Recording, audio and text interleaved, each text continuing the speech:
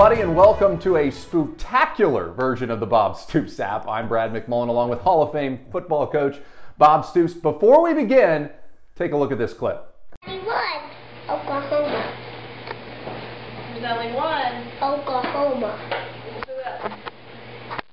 Who are Bob Stoops. There's only one. Bob Stoops. Who are you going to be for Halloween, Jake? Who are you going to be for Halloween?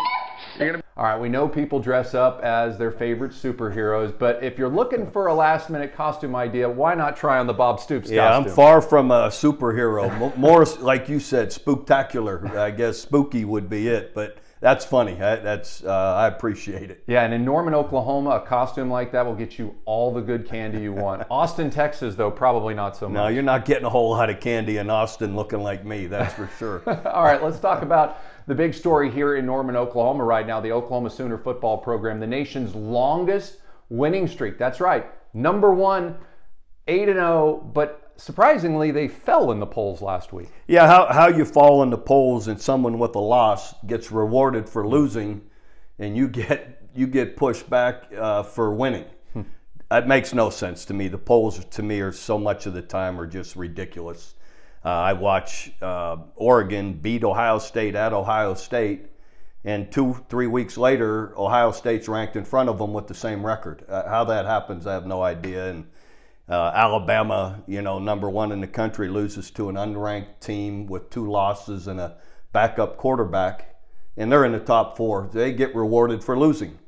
How? I don't know. It makes no sense to me. The undefeated teams should be out there up in front. And I'm not saying at some point Ohio State, Alabama, whoever, Oregon, they don't move back into that by the way they're playing, but not this soon. To me, you should have to earn your way back. And I think if you really analyze the Oklahoma game, the first half was not good, right? We know that, but the second half was a completely different story. 35 points, that's right, 35 points in the second half. They scored on every single possession. They dominated the line of scrimmage, 200 yards rushing, and they cut out the penalties, which really hurt them in the first half. Penalties did hurt them in the first half, as did third down conversions by KU against the defense. That part, they ate up the clock, stayed on the field, and we had trouble on third downs. But like you said, to rush for over 200 yards in the second half, 35 points, that is not easy to do away from home, to flip the script that way and come back and win in the fashion that they did.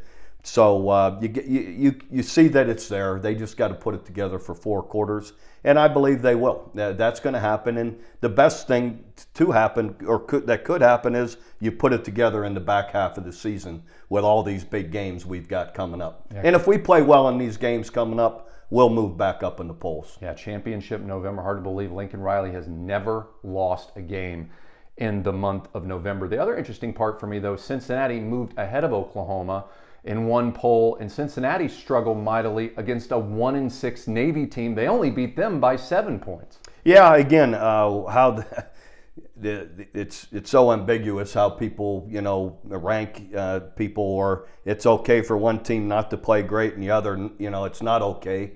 It's just different. But Cincinnati's a good football team.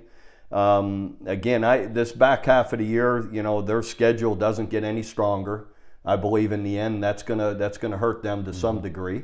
And teams like OU, and there's a bunch of teams here at the end, especially in the Big 12, with Baylor playing so well, Oklahoma State, Iowa State, Oklahoma, all playing each other here in the next few weeks.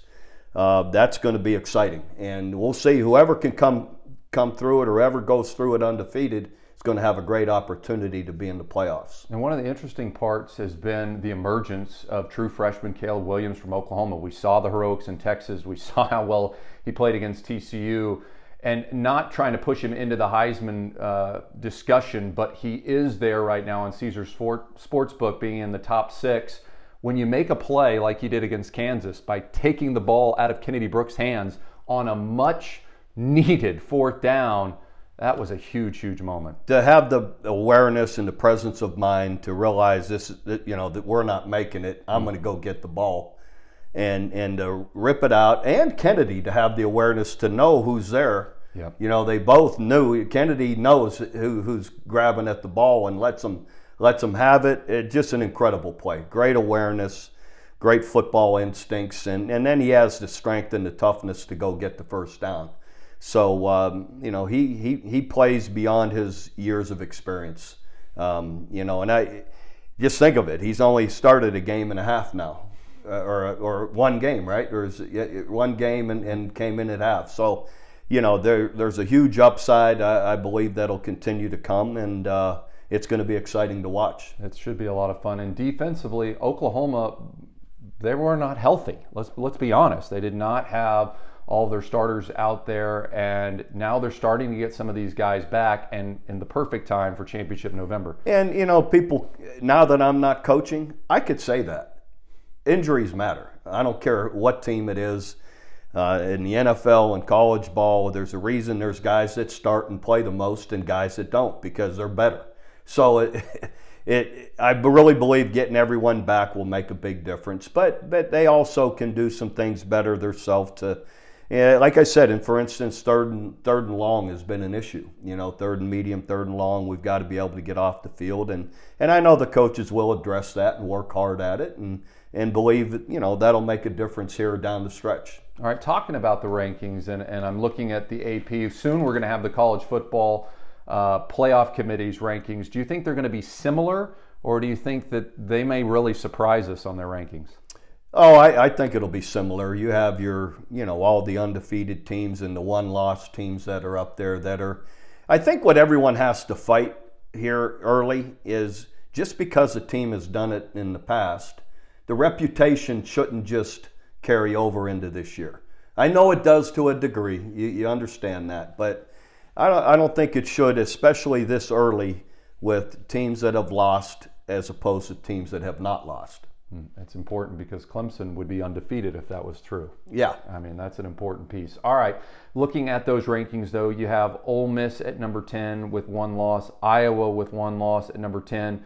You got 1 loss, Oregon at 7. You mentioned this one. They beat Ohio State at Ohio State, but Ohio State is actually ranked ahead of them at number 5. But Michigan and Michigan State, both undefeated, behind both Alabama and Ohio State. Yeah, and I don't. To me, I wouldn't rank it that way. You know, at this point in the year, you know, to be undefeated and playing well, and those teams are playing really well. Michigan's defense is as good as I've seen. Michigan State offensively is really, really exciting to watch. Got Kenneth Walker, I believe, is the nation's leading rusher. I know he is in the Big Ten. You know, so anyway, yeah, I don't see why those teams. Again, I think everybody's looking at their tradition and what's happened in the last 5, 6, 7 years. When here we are midway, just a little past midway of the year, why wouldn't the undefeated teams be there in front of them? And the Big Ten's been tough this year. Now, I get it. Michigan State haven't played the best of the Big Ten just yet, but they're undefeated. They've done what they've had to do to this point. Yeah, most important thing, wins matter, but obviously it's going to be interesting as we head into November to see who is the best team in the country as the college football playoff committee weighs in. So that should be a lot of fun. All right, don't forget you can win lunch with this guy right here inside the mobile app. Tap on the link to register now, and for videos anytime 24/7, just click on our video link. For Hall of Fame coach Bob Stoops, I'm Brad McMullen.